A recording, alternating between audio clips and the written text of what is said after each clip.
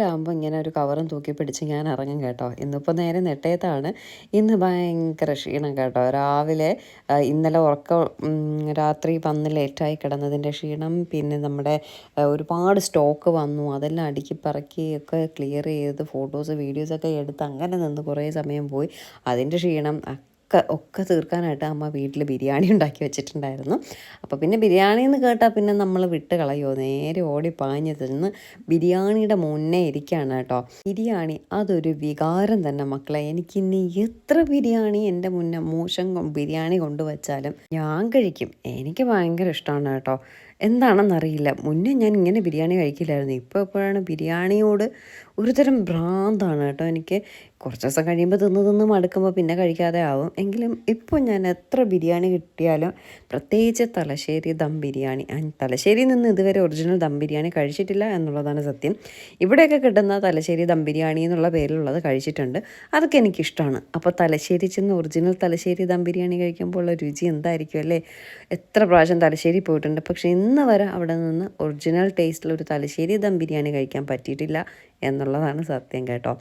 അടുത്തതേ വേദയും കൊണ്ട് ഡാൻസ് ക്ലാസ്സിന് പോകണമായിരുന്നു. വേദയ്ക്കിന്ന് വയ്യായി, എനിക്കിന്ന് വയ്യ. അതുകൊണ്ട് ഞങ്ങൾ 2 പേരും മടിച്ചു, ഇന്ന് ഡാൻസ് ക്ലാസ്സിന് പോയില്ല. പക്ഷേ ട്യൂഷൻ മുടക്കണ്ടെന്ന് കരുതി ട്യൂഷൻ വിടാനായിട്ട് വന്നിരിക്കുകയാണ്.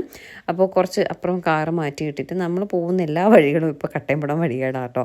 അപ്പോൾ അതുകൊണ്ട് കാറ് കൊണ്ടുവരാൻ പറ്റില്ല. അതുകൊണ്ട് എന്ത് ചെയ്തു, വേദയെ നടത്തി ട്യൂഷന് കൊണ്ടാക്കിയ ശേഷം ഞങ്ങളവിടെ RD6 എന്തോ ഒരു എക്സിബിഷനൊക്കെ നടക്കുക കേട്ടോ, സാരിയുടെയൊക്കെ. അപ്പോൾ നമ്മുടെ വസ്ത്രമായിട്ട് കമ്പയർ ചെയ്യാൻ പറ്റുമെന്ന് നോക്കാൻ വേണ്ടിയിട്ട് കയറിയതാണ്. ദൈവമേ, ലോകത്തില്ലാത്ത വില കേട്ടോ. അവിടെ നമ്മൾ വസ്ത്രയിൽ കൊടുക്കുന്ന സെയിം സാധനം അവിടെ 3000-4000 രൂപയ്ക്കൊക്കെ കൊടുക്കുന്നു. ഞാൻ കണ്ണ് തള്ളിപ്പോയി. അപ്പോൾ എന്തുകൊണ്ട് നമുക്ക് കൊടുത്തുകൂടാ ആ വിലയ്ക്ക് എന്ന് ഞാൻ ചിന്തിച്ചു. പക്ഷെ നമ്മൾ ഒരു മാന്യമായിട്ടുള്ള രീതിയിലാണ് വാങ്ങുന്നത്. ഈ കണക്കൊക്കെ വെച്ച് വാങ്ങുന്നത് നോക്കുമ്പോൾ നമ്മൾ ഒന്നുമേ വാങ്ങുന്നില്ല എന്നുള്ളതാണ് സത്യം കേട്ടോ. അവസാനം ഒരു സോഡ നാരങ്ങ വെള്ളം കൂടി കുടിച്ചുകൊണ്ട് നമുക്ക് ഈ വീഡിയോ എൻഡ് ചെയ്യാം.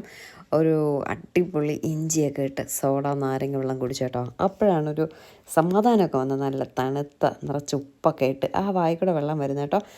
ഇഞ്ചിയൊക്കെ ഇട്ടിട്ട് നല്ല പുളിയും ഉപ്പും എല്ലാം കൂടി ചേർന്നിട്ടുള്ള കിടകിടകിടകിടേന്നടിച്ച ഒരു അടിപൊളി സോഡ നാരങ്ങ വെള്ളം.